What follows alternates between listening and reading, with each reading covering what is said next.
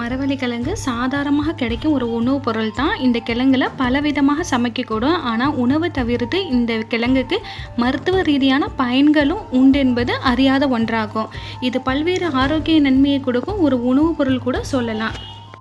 இது பூமி கிழங்கு அப்படிங்கிறனால மணல் கொஞ்சம் அதிகமாக இருக்கும். ஸோ இதை நல்லா சுத்தம் பண்ணி எடுத்துக்கலாம். இதுக்கு அதிகமான இன்க்ரீடியன்ஸ்லாம் தேவைப்படாது. வெறும் கிழங்கும் தேங்காய் மட்டும் இருந்தால் போதுங்க. ரொம்ப சிம்பிளான டேஸ்டியான ஒரு ஸ்வீட்டை செஞ்சிடலாம். டேஸ்ட்டு மட்டும் ரொம்ப அல்டிமேட்டாக இருக்கும். வாங்க எப்படி செய்யலான்னு பார்க்கலாம். இதுக்கு நான் 1 kg கிழங்கு எடுத்துக்கிறேன். அதை நல்லா இந்த மாதிரி சீவி எடுத்துக்கலாம். இப்போ நான் சீவினதில் எனக்கு 1 பவுல் கிடச்சிருக்கு கிழங்கு. இதை ஒரு அகலமான பாத்திரத்தில் போட்டுங்க.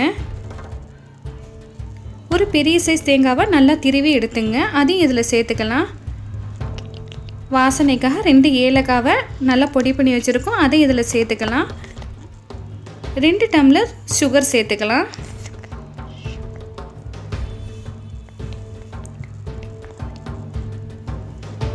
உப்பு தேவையான அளவு. எசன்ஸ் இருந்தாலும் சரி, பன்னீர் இருந்தாலும் சரி, ஒரு வாசனைக்காக இதை சேர்த்துக்க போகிறோம். இது வேணாகட்டி நீங்கள் குயிக் பண்ணிக்கலாம். இதை இந்த மாதிரி மிக்ஸ் பண்ணால் நல்லா மிக்ஸ் ஆகாதுங்க. நல்லா கையால் நல்லா ஈவனாக மிக்ஸ் பண்ணி விட்டுடுங்க. வேறு எந்த இன்க்ரீடியண்ட்டும் இதுக்கு சேர்க்க தேவையில்லை. இப்போ நம்ம எந்த பாத்திரத்தில் வைக்க போகிறோமோ அந்த பாத்திரத்தில் 1 ஸ்பூன் நெய்யை விட்டு நல்லா ஈவனாக எங்கே பார்த்தாலும் பரவி விட்டுடுங்க. இப்போ நம்ம மிக்ஸ் பண்ணி வச்சுக்கிற கிழங்கு இதை இதில் போட்டுக்க போகிறோம். நல்லா போட்டு நல்லா ஈவனாக ஃபில் பண்ணி விட்டுடுங்க. அப்போ தான் வெட்டும் போது நல்லா வரும். கேப்பே இல்லாமல் நல்லா ஃபில் பண்ணி விட்டுடுங்க. இப்போ நம்ம ஸ்டவ் ஆன் பண்ணி ஒரு குக்கரை வச்சிடலாம். அதுக்குள்ளக்க ஒரு இந்த மாதிரி பிளேட்டு வச்சு நம்ம ரெடி பண்ணி வச்சுக்கிற அந்த கிழங்கை அது உள்ளக்க வச்சிட போகிறோம். வச்சு அதுக்கு மேலே ஒரு பிளேட்டை மூடி போட்டு மூடிடுங்க. அப்போ தான் வேர்வை தண்ணி கிழங்குல படாமல் இருக்கும். இந்த மாதிரி மூடி போட்டு குக்கர் மூடியை மூடிடுங்க. லோ ஃப்ளேமில் ஒரு 3 விசில் வரட்டோங்க. லோ ஃப்ளேம் மீடியமான ஃப்ளேமுக்கு அந்த திட்டத்தில் நல்லா 3 விசில் விட்ருங்க.